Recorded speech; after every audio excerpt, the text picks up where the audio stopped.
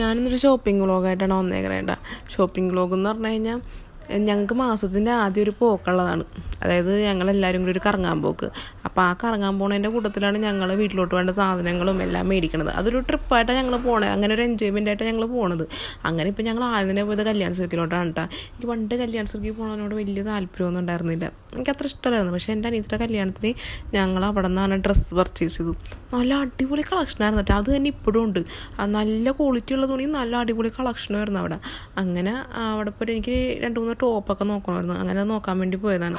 നല്ല കളക്ഷനൊക്കെ ഉണ്ടായിരുന്നു. പക്ഷെ ഞാൻ ഉദ്ദേശിച്ച സാധനം എനിക്കവിടെ കിട്ടിയില്ല. എനിക്ക് ഡെയിലി ഇടാൻ പറ്റിയ ടൈപ്പ് ടോപ്പ് നോക്കിയത് എനിക്ക് അത്ര പിടിച്ചില്ല. പിന്നെ അത് കഴിഞ്ഞത് ആ നേരം കൊണ്ട് സൂപ്പർ മാർക്കറ്റിൽ പോയി. കല്യാൺ സിൽക്കിൻ്റെ സൂപ്പർ മാർക്കറ്റല്ല, അവിടെ കയറിപ്പോണ്ടായിരുന്നു. അപ്പോൾ അവിടെ പോയി ഏതാണ്ടൊക്കെ നോക്കണ്ട. ഞാൻ ചെല്ലുമ്പോഴത്തേക്ക് ഏതാണ്ട് ബക്കറ്റാ, ട്രേയാ, അങ്ങനെ കുറേ സാധനങ്ങളൊക്കെ മേടിച്ച് കൂടിയിട്ടുണ്ടായിരുന്നു. ഇങ്ങനെ മേടിച്ചു കൂട്ടിയെന്ന് പറഞ്ഞാൽ ഇവിടെ ആവശ്യമുള്ള സാധനങ്ങളാണ് ഉണ്ടായിരുന്നില്ല. ബക്കറ്റും പാത്രമൊക്കെ മുറി ഞാൻ അടുക്കളയ്ക്ക് കയറി കഴിയുമ്പോൾ എല്ലാം വലിച്ചെറിഞ്ഞ് പൊട്ടിച്ചുളയുന്നു. അതെന്താ പറയുക, ഞാൻ കയറുമ്പോഴത്തേക്കും എന്തും കയ്യിൽ നിന്ന് തന്നെ താഴെ വീണ് പൊട്ടിപ്പോവും. അങ്ങനെ അമ്മയുടെ 2-3 പാത്രമൊക്കെ എൻ്റെ കയ്യിൽ നിന്ന് വീണ് പൊട്ടിപ്പോയായിരുന്നു. അങ്ങനെ അതൊക്കെ മേടിച്ച് നല്ല ഓഫർ ഉണ്ടായിരുന്നു കേട്ടോ. പണ്ടെന്ന് പറഞ്ഞാൽ കല്യാണ സർക്കിൽ വലിയ ഗുണമൊന്നും ഉണ്ടായിരുന്നില്ല, എൻ്റെ അഭിപ്രായമാണേ. പക്ഷേ ഇപ്പം ഉണ്ടല്ലോ നല്ല ഓഫർ ഉണ്ടായിരുന്നു. ഞാനിങ്ങനെ സാധനങ്ങളൊന്നും ഓൺലൈൻ മേടിക്കാറൊന്നുമില്ല. എനിക്കിഷ്ടമല്ല. എനിക്ക് എല്ലാം കണ്ട് മേടിക്കണതാണ് എനിക്കിഷ്ടം.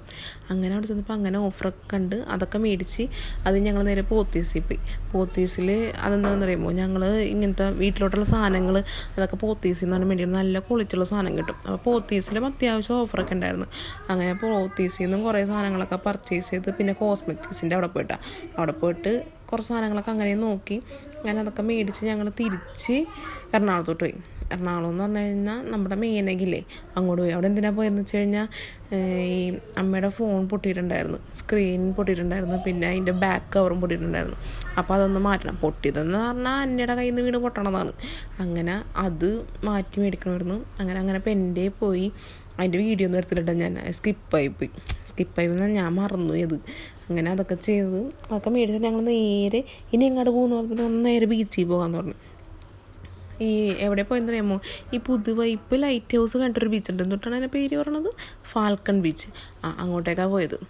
നല്ല ബീച്ചാണ് കേട്ടോ. എനിക്ക് ഈ ഫോട്ടോ ജീവിച്ചതിനേക്കാളും ഇഷ്ടം ഈ ചെറായിയും അത്ര ഇഷ്ടമല്ല. പക്ഷേ ഈ ബീച്ചില്ലേ, ഫാൽക്കൺ ബീച്ച്, അതും പുതുവൈപ്പ് ബീച്ചൊക്കെ നല്ല രസമാണ് കാണാൻ. ഞങ്ങൾ പോയപ്പോൾ ഭയങ്കര വെയിലായിരുന്നു. വെയിലെന്ന് പറഞ്ഞാൽ നല്ല വെയിലായിരുന്നു.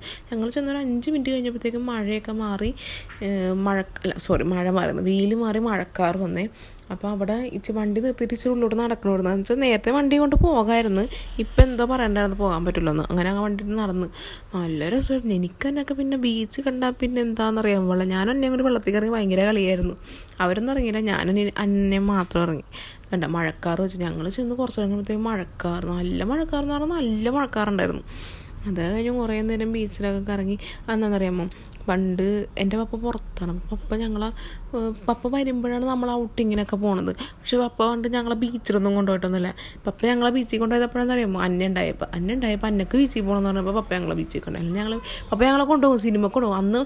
അന്ന് പപ്പ 2 മാസം വെക്കേഷൻ വരുമ്പോൾ എന്തൊക്കെ സിനിമ ഇറങ്ങിയിട്ടുണ്ടോ ആ സിനിമയൊക്കെ ഞങ്ങൾ പോയി കാണും. അതും പകലത്തെ ഷോയ്ക്കല്ല പോണത്, നൈറ്റ് ഷോയ്ക്ക്. ഈ രാത്രി അന്ന് ലാസ്റ്റ് ഷോ 9 മണിക്ക് എങ്ങാണ്ടല്ലേ, ആ ഷോയ്ക്കാണ് ഞങ്ങൾ പോണത്.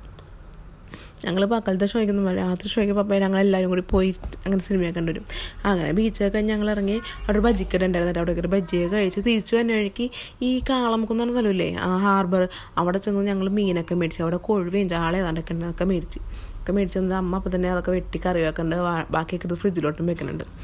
പിന്നെ ഞങ്ങളിത് അപ്പം അവനപ്പോൾ സാധനങ്ങളൊക്കെ പൊറിക്കൊണ്ടുതന്നെയാണ്. അതിൻ്റെ ഇടയിൽ കൂടെ അന്നേനെ മരുന്ന് കുടിപ്പിക്കേണ്ട. എനിക്ക് പനിയായിരുന്നല്ല, അതിൻ്റെ മരുന്നൊക്കെ കഴിക്കണേന്ന്.